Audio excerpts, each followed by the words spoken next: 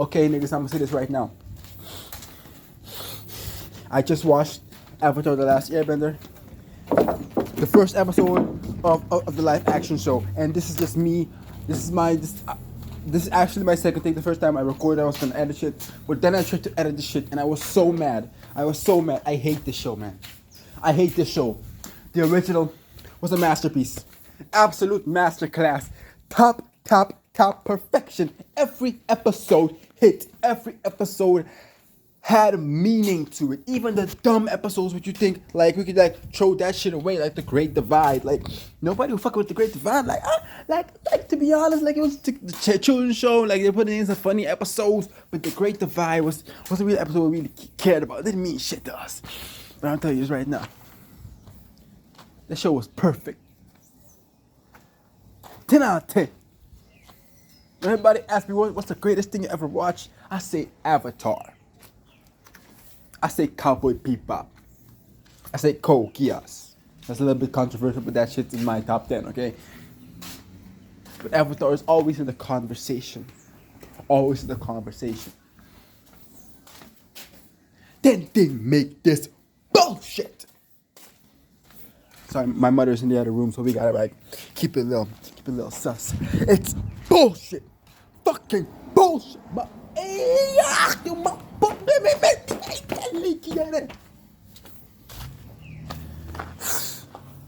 I hate it. First of all, why did they start the Southern Air Temple? Okay, they started with it. Let's go back. They started with it. My question is, how did the airbenders not notice a little army of firebenders approaching them? Okay, we could ask the same thing about the OG series. Okay, we're moving past that. The way they tell Aang that he is the Avatar is the stupidest piece of bullshit I've seen in my fucking life. You know what they could have done in episode 1? They could have started with Aang.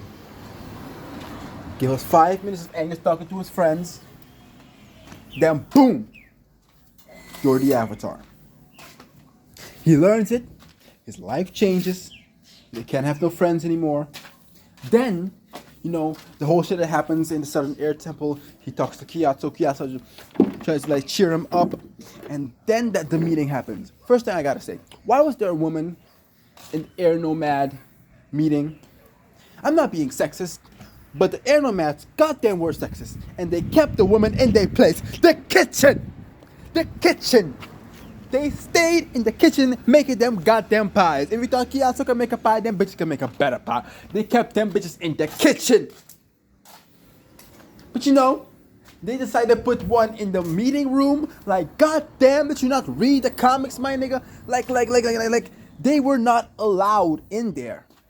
Like, you could train, but you weren't allowed to be in there. And there was a bunch of young niggas in the meeting room. They didn't have big. In the anime, they all had big beards. Yeah, they were white hairs. Okay, we move past that. We don't give a shit. The comic festival, my nigga. The fucking comic fest. Mapamba. For real, my nigga. For real, my boss them. I say, nah, cowboy man, boss them. Get your peace, man. Okay, that was a little like gibberish in our language. You guys want to understand? I'm cussing them out. Okay, their mothers, their fathers, yes, everything. So basically, the comic festival. It's happening, and all the air nomads are there. Mostly all, because not all of them could be in one place. But it's implied that it's all. And the airbenders are getting cooked. The dumbest thing that I've seen is that when the firebenders are attacking, Gyatso hides the children airbenders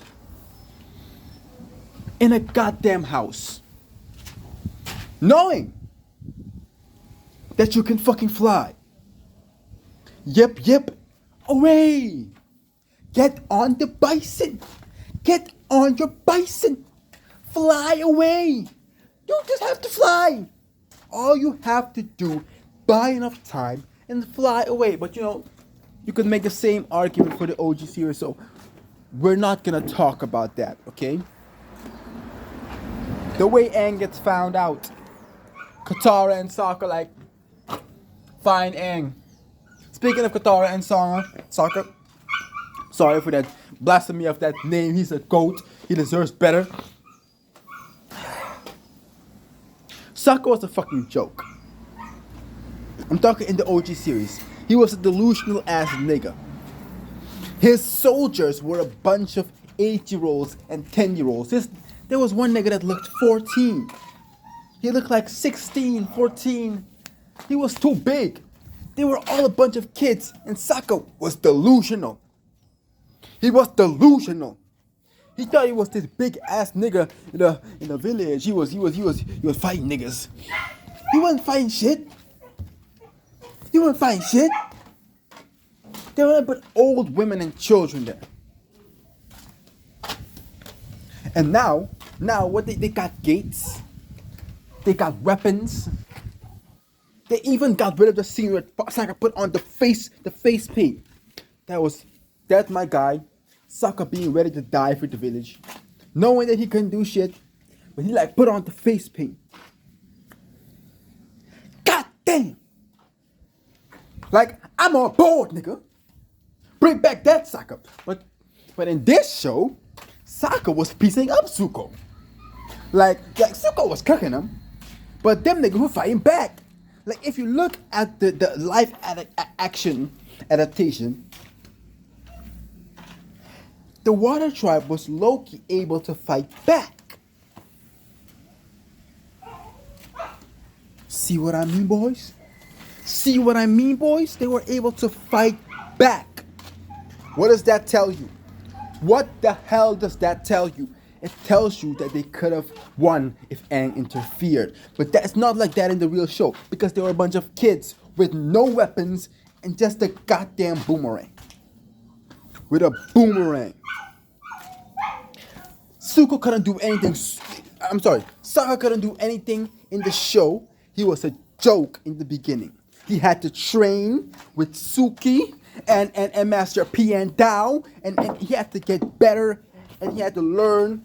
He had to gain skills through combat, and like all his weapons and all his tactics and ingenuity comes from the journey of Avatar. But now in the beginning, he's a joke. Like, let's be honest, guys.